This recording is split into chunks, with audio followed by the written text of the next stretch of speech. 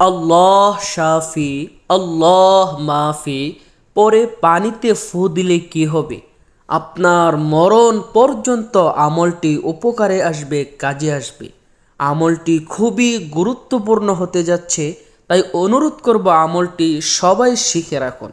তো এই সহজ ও দামি আমলটা সম্পূর্ণ নিয়ম আজকে আপনাদেরকে জানিয়ে দিব। ধৈর্য ধরে ভিডিওটি না টেনে শেষ পর্যন্ত দেখবেন, কারণ কোনো একটা নিয়মও যদি বাদ পড়ে যায় তো আমলটি করে আপনি পরিপূর্ণ ফলাফল পাবেন না। তো প্রিয় ভাই বোন, চলুন প্রথমে আপনাদেরকে এই আমলটা সম্পূর্ণ নিয়ম বলে দিব, আর ভিডিও শেষে বলে দিব আমলটি করার দ্বারা আপনার কি কি লাভ হবে, কি কি উপকার হবে। এই আমলটি এতই শক্তিশালী এবং পরীক্ষিত একটি আমল, আপনি করা মাত্রই ফলাফল দেখতে পাবেন।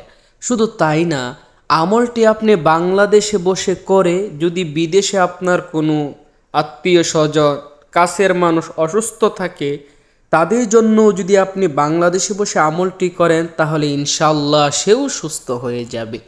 তো প্রিয় ভাই বোন, আমলটি কিভাবে করবেন? আমলটি করার জন্য আপনাকে প্রথমে একটা কাজ করতে হবে। এক নিঃশ্বাসে একটা কচু পাতা ছিঁড়ে আনতে হবে। কচু পাতা আনার সময় শ্বাস ফালানো যাবে না। কচু পাতা এনে কচু পাতার মধ্যে অল্প পানি রেখে তারপর আমলটি শুরু করবেন। প্রথমে ভালোভাবে ওযু করে পবিত্র হয়ে নেবেন। পবিত্র অবস্থায় আমলটি শুরু করবেন। প্রথমে 3 বার এই ইস্তিগফার পাঠ করবেন, যেমন আস্তাগফিরুল্লাহ রাব্বি মিন কুল্লি যামবি ওয়া আতুবু ইলাই। আস্তাগফিরুল্লাহ রাব্বি মিন কুল্লি যামবি ওয়া আতুবু ইলাই। আস্তাগফিরুল্লাহ রাব্বি মিন কুল্লি যামবি ওয়া আতুবু ইলাই।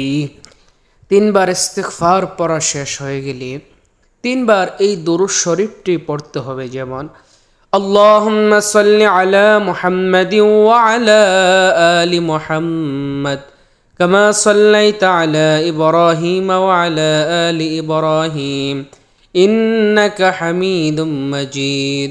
আল্লাহুম্মা বারিক আলা মুহাম্মাদিন ওয়া আলা আলি মুহাম্মাদ كما باركت على إبراهيم وعلى آل إبراهيم إنك حميد مجيد। 3 বার এই দুরূদ শরীফটা পড়বেন।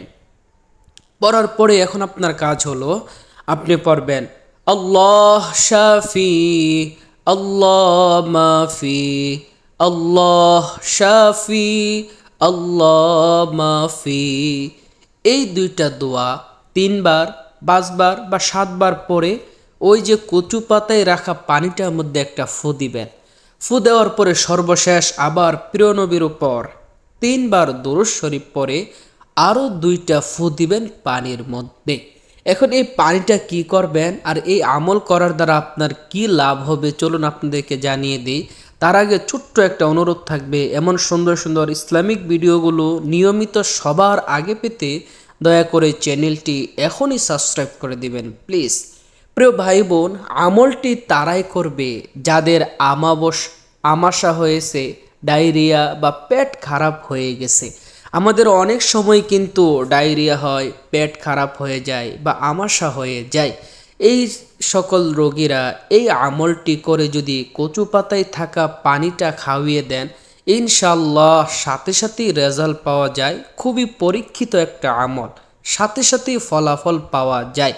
আপনার কোনো পরিচিত মানুষ যদি বিদেশের জমিনেও ডায়রিয়া বা কলেরা, আমাশায় আক্রান্ত হয়ে যায়, তার জন্য এই আমলটি করে কচু পাতার পানিটা যে কাউকে খাওয়িয়ে দিবেন তার নিয়ত করে, ইনশাল্লাহ সেও সুস্থ হয়ে যাবে। আল্লাহ তাআলা আমাদের সবাইকে রোগমুক্ত সুস্থ জীবন দান করুক। সবাই কমেন্টে আমিন লিখে দিবেন। ভিডিওটি যদি ভালো লাগে অবশ্যই একটা লাইক করবেন, বেশি বেশি শেয়ার করবেন।